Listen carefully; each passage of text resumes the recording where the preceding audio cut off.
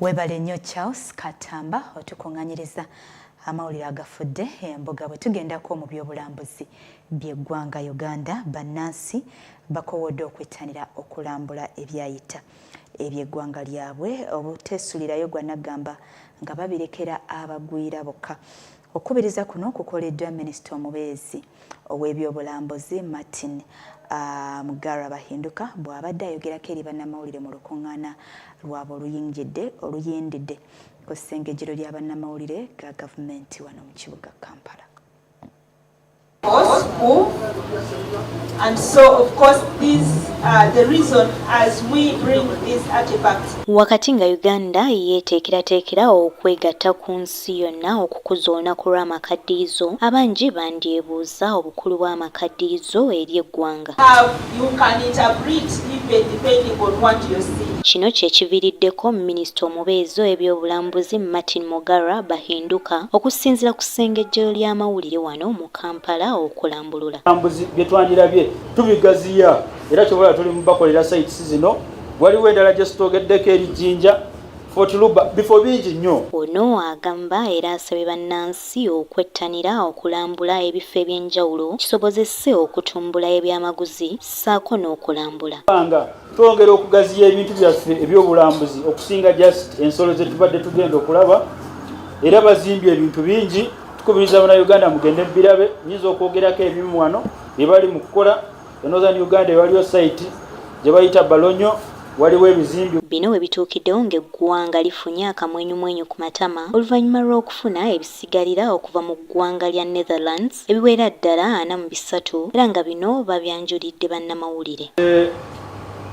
And they will unveil something later today because there is a collection that was taken to the Netherlands, owned by Mr. Koblock, who collected artifacts from 1965 to 1967 while he was working at Utabika Hospital as a psychiatrist.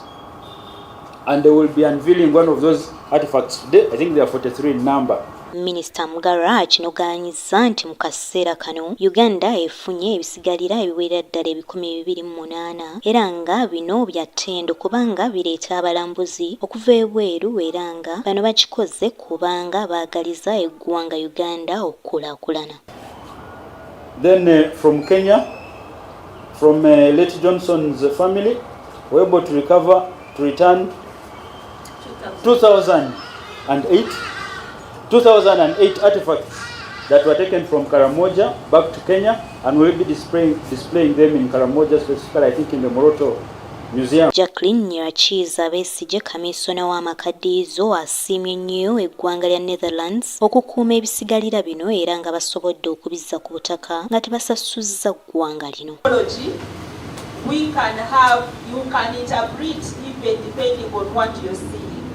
And so when you put it, you would easily interpret different shapes. And so in interpretation, you can give you can think of what it was. Brenda Mariam Chipo ne Dafina Batanzi beba kusakidde emboozi eno ku Agaguddewo TV Agaguddewo ku ssaawa. Webale nnyo Brenda Mariam Chipo ne Dafin Nabatanze otukunganyiriza eggulire ate bo Bannayuganda naddala abakyala abasabiddwa okwettanira enkola ya yensuwa okusobola okukakasa nti babeera n'obulamu obulungi. Bino byogeddewo ekitiibwa Jane Francis Lukwago okuva mu ssaza ly'e Kyaddondo wabadde alambula emirimu abakyala gye bakola okuviira ddala mu magombolola 11 mu ssaza ly'e Kyaddondo.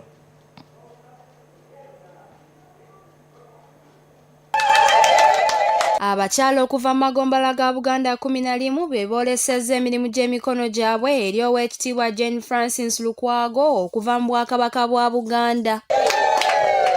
Mu kwogera kwe Oweekitiibwa Jane Francis Lukwago akubiriza abakyala okusoosowaza ebyobulamu kubanga omuntu omulamu yasobola okutuuka ku lyengedde era wano wasinziridde n'abakoowoola okwettanira yinsuwa ya Buganda kubanga etaasizza bangi. Abantu ate abagenda okubeera nga badda mu bigere byaffe. Asitudde buli kika ky'omuntu bonna beetaaga okubeera nga bongera okumanya kwabwe. Ono bw'avudde awo n'akuutira abazadde obutasulayo gwa naggamba nga batwala abaana baabwe okuwummulirako mu bifo eby'enjawulo ng'ab'eŋŋanda kubanga bayigirayo emize mingi egitasaana era tewaba abakuba ku mukono. Kati nze kyensaba bamaama abaana baffe tubazzeemu mu mbeera ez'edda tubakulizaawo. Bw'ati akinogaanyiza nti singa omukyala yeenyigira mu kukola kisaanye n'akikola na mutima gumu kubanga ekintu kyonna ekitatuukanye na mutindo tekiba ku ttunzi. Ekifo nga kino tubeere nga tujja n'otuulamu mu budde bwo obw'eddembe n'ojja wali Omuzaana Agnes naye akubiriza abakyala okubeera n'obwesimbu wakati nga bakakkalabya emirimu gyabwe olwo kibongera obuganzi. N'abalala mujje tulabe nga tuli ba mulembe kuba munaamala okuyiga kompyuta ebimu biri ku ssimu kati ojja kubanga ku ssimu osobola okugikolako n'okugitereeza. Waliwo ebintu eby'enjawulo bye basomesezza abakyala era ne babasaba okubissa mu nkola kubanga byakuumanga amaka nga gaggumidde. Kano kaffe ketuwasa emmere yaffe ey'amatooke oba lumonde oba ki byonna neyaliwo n'abirabisa eri eyo buno bwe bwambi bwaffe naye mujja kunsonyiwamu kano ke kaffe ate kano kabasoga kasika engooyi. Abakyala babaddewo baliko obubaka bwe baweereza abakyala bannaabwe era bategeezezza nga bwe bagenda n'okusomesa abo be bawangaala nabo. Kati wano buli omu ajja kuba ayanguyirwa okujja okukola ki? Okusoma. Ate tujja kuba tukwasaganya ebya Buganda ne tekinologiya nga maama Naabagereka bw'abeera atugamba tekinologiya tuyiga omukozesa ate mu ngeri ennungi. Chipo Brenda Mariam yakusakidde eggulire lino ku Agaguddewo TV Agaguddewo. Webale nnyo Chipo Brenda Mariam ate minisita omubeezi ow'ebyobusuubuzi amakolero n'obwegassi mu ggwanga Uganda General Wilson Mbadi akunze bannayuganda okwetegekera amafuta agasimiddwa mu Uganda n'okugakozesa obulungi kubanga kino kyakuyamba okusitula ebyenfuna by'eggwanga n'amawanga g'omukago gwa East Africa. Bino byogeddwa nga baggalawo olukuŋŋaana olukwata ku mafuta nga Uganda yeetegekera okufulumya amafuta gayo agasookedde ddala ku katale. Olukuŋŋaana lubadde lukwata ku mafuta olw'omulundi ogw'e11 mu ggwanga nga Uganda yeeteekerateekera okufulumya amafuta agasoose mu ggwanga Uganda luggaddwawo olwaleero ku Speak Resort e Munyonyo. Minisita omubeezi ow'ebyobusuubuzi amakolero n'obwegassi mu ggwanga General Wilson Mbadi nga y'omu ku beetabye ku mukolo guno eno agamba eggwanga Uganda lyakulaakulana mu by'amakolero olw'amafuta agasimibwa kubanga bingi ebigavaamu nga byakuyamba mu by'obulimi awamu n'ebirala era ng'akuutidde bannayuganda okwetaba mu nteekateeka eno. The building of linkages between extractives and wider economy can occur when domestic firms are participating in providing the inputs.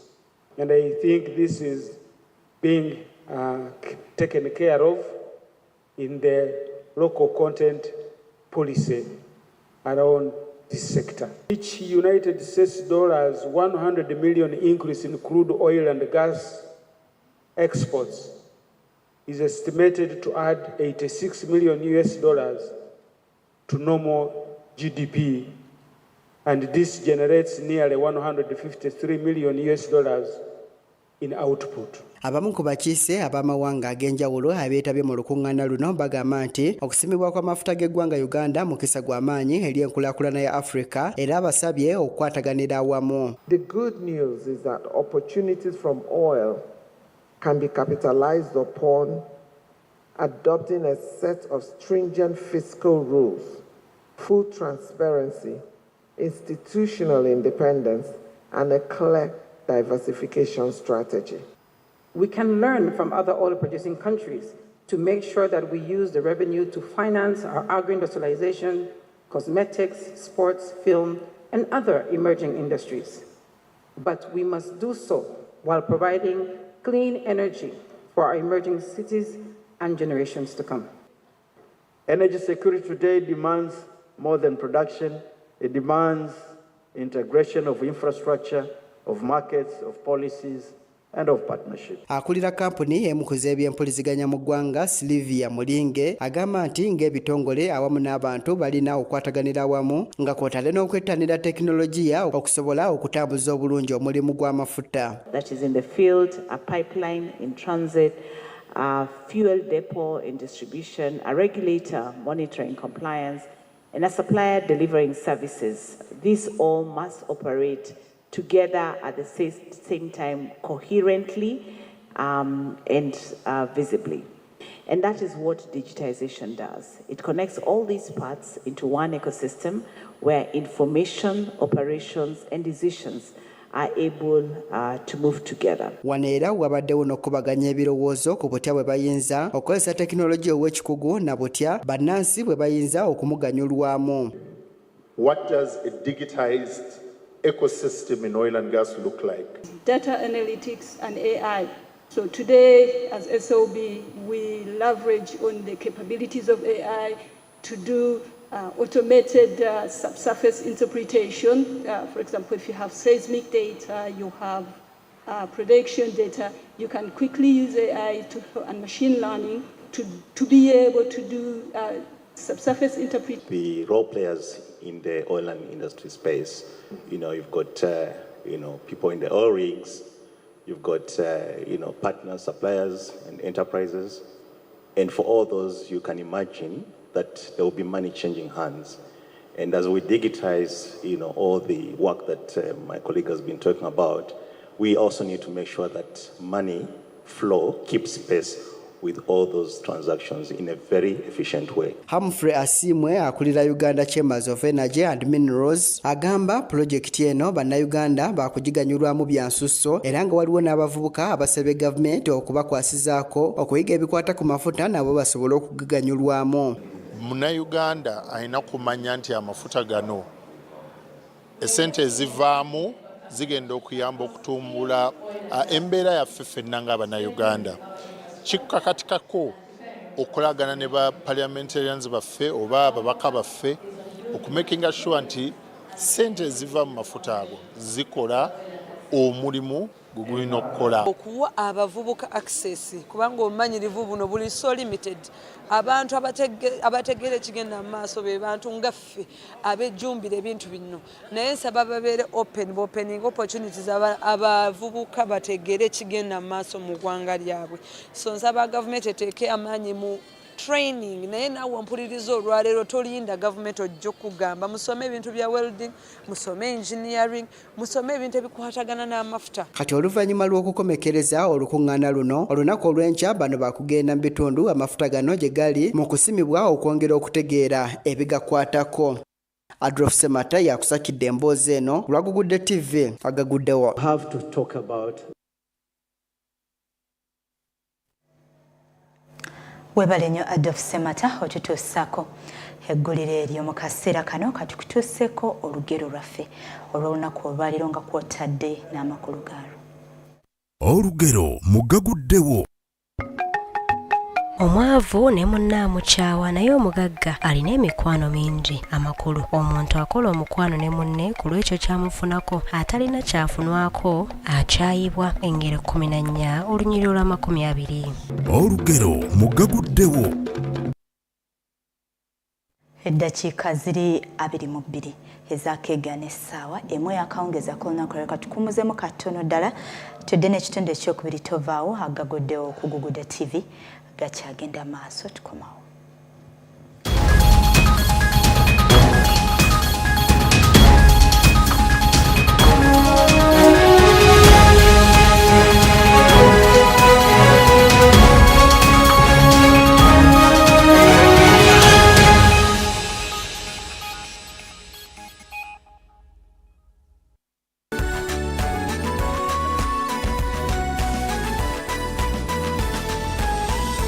Agagudde TV, transforming your life. Omwoleso gaggadde ogw'okuyiga okulunda ebyennyanja n'okwolesa ebikozesebwa mu kulunda ebyennyanja guguno gutuuse awo ku Aquaculture Research and Development Center Ekajjansi okuva nga 25 ogw'omukaaga okutuusa nga 28 ogw'omukaaga. Oyagala okuyiga okulunda ebyennyanja, olina ebikusoomooza mu kulunda ebyennyanja, olina ebikozesebwa mu kulunda ebyennyanja, olina essomero oba oyagala kubangula bayizi mu kulunda ebyennyanja, tolonzalonza, jangu mu mwoleso ogwa Aqua Expo 2026 ku ARDC Ekajjansi. Tojja kwejjusa okumanya ebisingawo. Tukubireko nooti 4-375-668 ne nooti 7-6-607 wamu ne nooti 7-7-2-684-770. Aquaculture Expo 2026.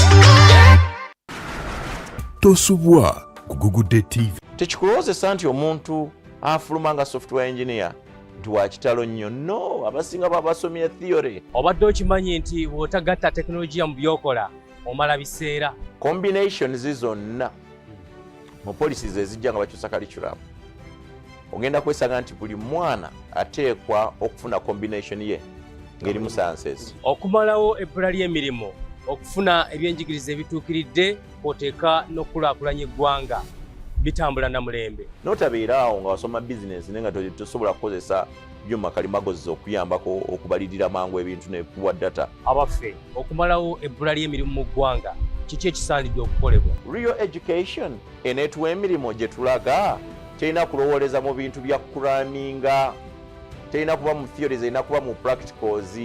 Omulabi wa Agagudde TV tosubwa Monday essaawa 2 ez'okumakya n'olw'omukaaga essaawa 2 ez'akawungeezi nga tukubuulira by'oyinza okukola ng'okozesa enkola ya tekinologiya okusobola okulwanyisa ebbula ly'emirimu. Olina okuba nga osoma ebintu ebisobola okukyusa embeera y'abantu b'obeera mu society gy'olimu, okunoonya solutions. Bw'olaba ekizibu kinoonyeza eddagala kuba wasoma. Tosubwa ku Agagudde TV.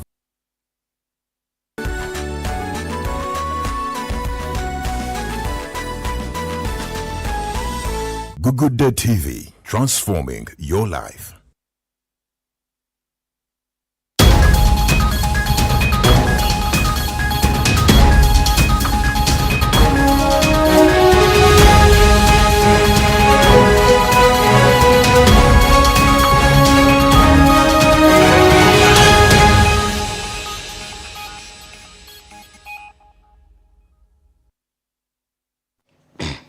Kukulisa nnyo mukumulamuko webale kusigala ng'okyekuumidde ku Agagudde TV ekitundu tuyingidde ekyokubiri ekyamawulire agaguddewo akawungeeza ku lunaku lwaleero. Katukitandike n'ensonga ez'okukuuma obutonde bw'ensi. Mu bitundu by'emukono bannamukono bavuddeyo ne basabibwa okukuuma obutonde bw'ensi kubanga kino kiviiriddeko ebintu bingi okukyuka omuli n'embeera y'obudde ssaako n'obwavu okweyongera. Mu maka ebigambo bino byogeddwa atwala ebyobutonde awamu n'ebyobugagga mu disitulikiti y'e Mukono, Innocent Mutalya Joseph bw'abadde ku kyalo Katoogo mu muluka gw'e Buliika mu disitulikiti y'e Mukono. Katubifune mbujuvu.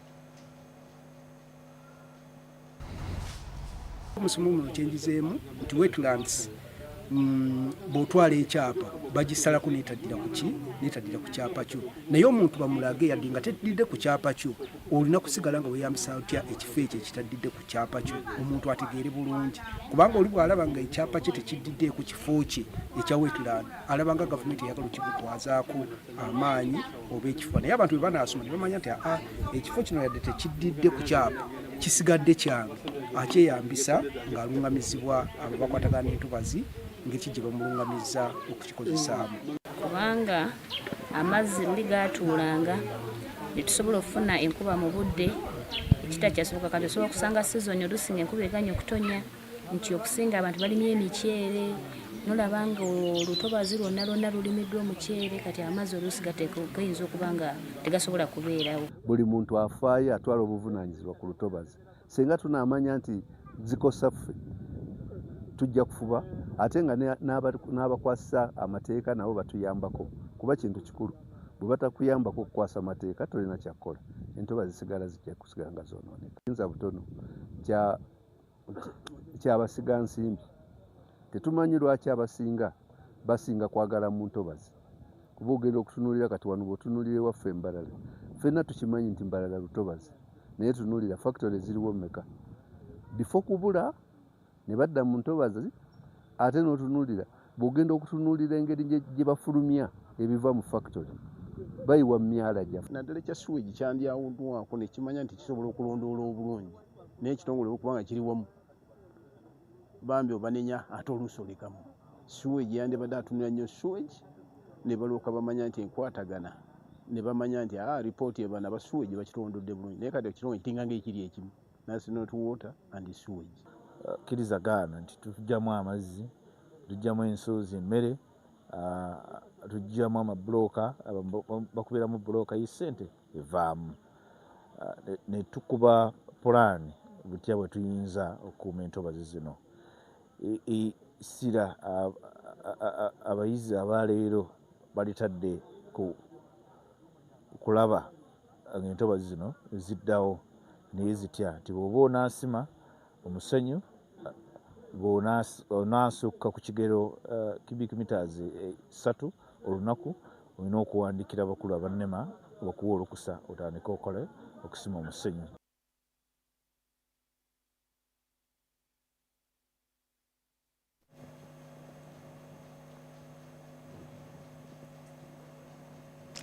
Nga tukyali ku nsonga ez'okutaasa obutonde ab'ensi n'ebitundu by'e Kasese bannaddiini abaweerereza mu bitundu byeyo nabo bongedde eddoboozi lyabwe ku lya bannaffe bano ab'emukono nga bawanjagira bannayuganda okwettanira okusimba emiti y'obutonde busobole okuba nga bukuumibwa katubifune embujubu. We are saying our homes to plant trees. We shall have a lot of life, not only for the environment, but also economically. We can get a lot of money by planting trees. Make my contribution towards this hectic exercise. It's so hectic. We learned it at South Sudan in 2023, so we know how heavy it is. So I've just brought a simple contribution of 3 million. In Wet Prepare, we plant trees in our parishes, in our homes, and in the entire diocese and district to remember the matters as children of creation. Year 2026, Kasese Diocese has been given the responsibility by the Uganda Episcopal Conference to animate the 3rd June Uganda Matters Namugongo celebrations. And we have put in line a number of activities, fundraising, preparing the choir, preparing of the Uganda Matters at Namugongo. We have prepared food pilgrims. The food pilgrims are leaving the Diocese of Kasese on the 19th of May, and we shall have the function to kickstart these food pilgrims, and we invite everybody to.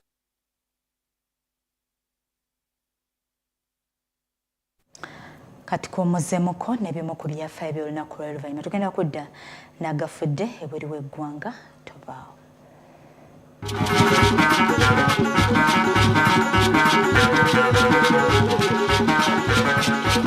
Leero mu byafaayo. Bwali bwe buti ng'ennaku z'omwezi 29 omwezi ogwokuna omwaka 1945 Adolf Hitler ne Eva Braun ne bejja mu bulamu bw'ensi ssaawa ntono nnyo oluvannyuma lw'okufumbiriganwa. Ebyafaayo biraga nti bano baali baagalana mu kyama okumala emyaka 14 kati emyaka giweze 81 bukyanga bino bibaawo.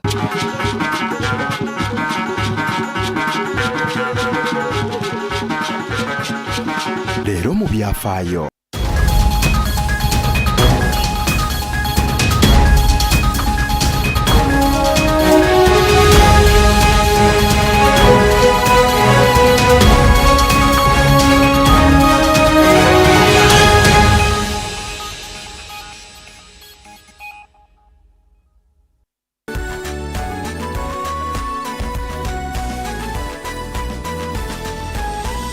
Agaguddewo TV, transforming your life. Wayagala ebyuma ebirungi ebyogera Pasita Pasiteri atunda nange ngoma ne gita zonna Pasita Pasiteri amplifier n'emizindalo Pasita Pasiteri ebitala bya stage ebyebika byonna Pasita Pasiteri ebyuma bya Ivetsi tubirina byonna Pasita Pasiteri awutudo wa screen tupangisa Pasita Pasiteri kukizimbe kya Newmark William Street Pasita Pasiteri katindo kendayo musajja mwesigwa kitufu endo gye gisoboka ekibanja mpola akikwata wakulebye kanisa jangu ewa Pasita Pasiteri tusangibwa ku kizimbe kya Newmark ku William Street ku ground floor room number N31 opposite DFCU Bank esimu noti 782 00 84 ne noti 752 00 84 wano wokka we tusangibwa. Intercessors Conference obuweereza bw'omuntu w'omunda Enamani Ministries bukwaniriza mu lukungana lw'abeegayiririzi ng'ennaku z'omwezi lumu omwezi ogwokutaano ku kanisa ya UCC Makerere okutandika ku saa 4 n'ekitundu ez'okumakya paka 12 ez'akawungeezi jangu oyongera okubangulwa mu buweereza buno obw'okwegayiririra abaweereza bakatonda bangi nga bakulembeddwamu Bishop Duke Joseph Lubwama Serumaga ne Sarah Serumaga guest speaker Apostle Michael Chimuli, Pastor James Mutunzi, Omusumba Ronald Sakira, Pastor Alex Musana, Pastor Joseph Wadimba, n'abasumba ba UCC abalala. Okuyingira kwa bwerere ne lunch ekyemisana kyakubaawo buli muntu oyaniriziddwa mu lukungana luno lw'abeegayiririzi Intercessors Conference ku UCC Makerere. Gospel number 1, champion we are number 1. Yeah, you can give me Ronaldo, give me Panado.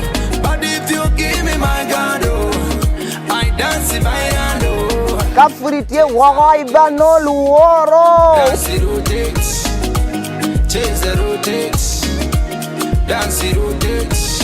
And of course the long awaited day has finally come. Guess what? On Saturday, on the 4th of... Wait a minute.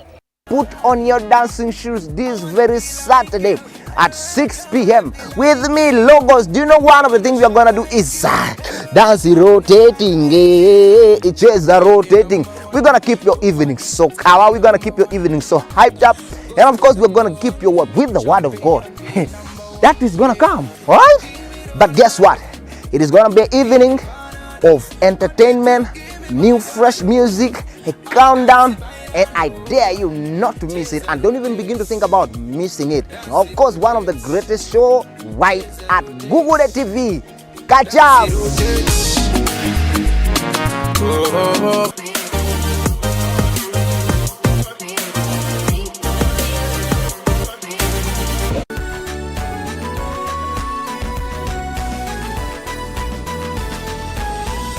Agaguddewo TV, transforming your life.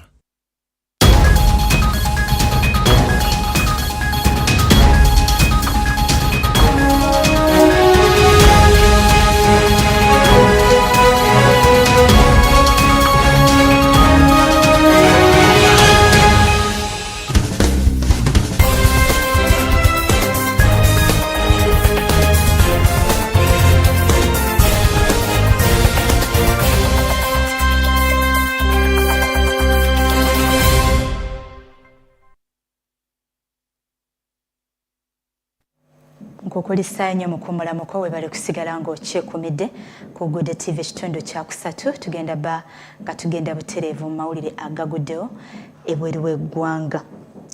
Mu ggwanga erya Tunisia, Pulezidenti Kais Saied agobye Fatima Thabeti, Minisita w'amasannyalaze n'amakolero mu yafeesi, wakati nga bano beetegekera olukiiko lwa Paalamenti okuteesa ku bbago ali amateeka ku ndagaano z'amasannyalaze g'amaanyi ag'enjuba. Ate yo mu Lebanon ebizimbe ebiwerako bisaanyiziddwa oluvannyuma lwa Ssaabaminisita wa Israel Benjamin Netanyahu okulagira ab'amagye okwongera amaanyi mu kulumba Lebanon newankubadde nga okuteesa ku nsonga z'okuyimiriza olutalo kugendera ddala mu maaso. Brenda Nasazi akuŋŋaanyiza ebisingawo. Mugavudde ebweru w'eggwanga, Pulezidenti wa Tunisia Kais Saied alagidde minisita w'amasannyalaze n'amakolero Fatma Thabet Chibuob agube mu yafeesi wakati nga beetegekera olukiiko lwa paalamenti okwetegereza ebbago ly'amateeka eririmu okusika omuguwa ku ndagaano y'amasannyalaze. Kino kizze wakati nga bamemba b'ekibiina ky'abakozi n'ababaka ba paalamenti bawakanya amateeka 5 agalungamya okuwamba kampuni ag'ebweru ebbeetu ku masannyalaze okusinga okussaawo ag'enjuba mu ggwanga. Okusinziira ku mateeka agateeseddwako, kampuni z'amawanga amalala zisobola okukozesa amasannyalaze g'amaanyi g'enjuba agakolebwa okumala emyaka 2 nga gazzibwa bujja omulundi gumu okumala emyaka emirala 10 ng'emyaka 5 egisooka si za kusasula misolo. Amasannyalaze gano gagenda kugulibwa kampuni ya gavumenti ey'amasannyalaze ne gas eya Tunisia emanyiddwa nga Stage. Okusinziira ku muwandiisi w'eggwanga avunaanyizibwa ku nkyukakyuka mu masannyalaze Well Chowachen agamba nti omugatte gw'amasannyalaze agazzibwawo mu Tunisia gwa kutuuka ku bitundu 9 ku 10 omwezi guno, wabula kisuubirwa nti gwa kwambuka okutuuka ku bitundu 3.5 ku buli 10 mu mwaka gwa 2030. Gye buvuddeko, gavumenti yalangiridde pulojekiti ez'okusiga ensimbi ezibayirirwamu obukadde bwa $600 okuteeka amasannyalaze ag'enjuba mu ggwanga. Ateyo mu Lebanon mu kibuga Chibchit ebizimbe ebiwerako bisaanyiziddwawo oluvannyuma lwa Ssaabaminisita wa Isirayiri Benjamin Netanyahu okulagira aba IDF okwongera amaanyi mu ky'okulumba Lebanon newankubadde ng'okuteesa ku ky'okuyimiriza olutalo kukyagenda mu maaso. Okusinziira ku mikutu gy'amawulire gya Lebanon, abantu 5 okuva mu maka gamu battiddwa mu kiro oluvannyuma lw'ennyonyi ya Isirayiri okukuba ekizimbe awabeera abantu bano. Ofiisi ya Ssaabaminisita gye buvuddeko yalangirira nti Netanyahu yalagira amagye okwongera amaanyi mu kukuba Lebanon kubanga olutalo terunaggwa. Enjuyi zombi zakkanya okukomya amasasi ng'ennaku z'omwezi 16 omwezi guno oluvannyuma ne kwongerwako wiikisi 3, wabula ekikwekweto ky'amagye ga Isirayiri mu Lebanon kisengudde abantu abasoba mu bukadde ate abantu 2,522 bafudde nga 784 be balumiziddwa okusinziira ku minisitule y'ebyobulamu mu Lebanon.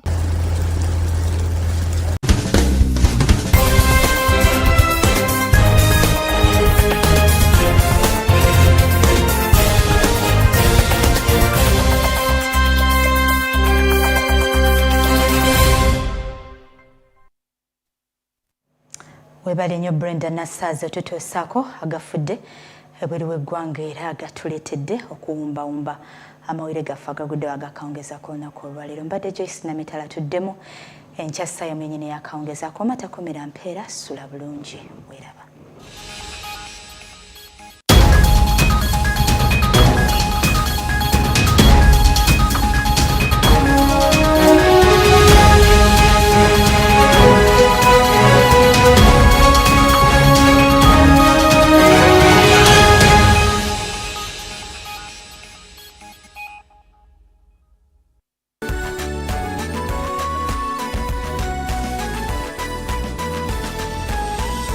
Agaguddewo TV, transforming your life.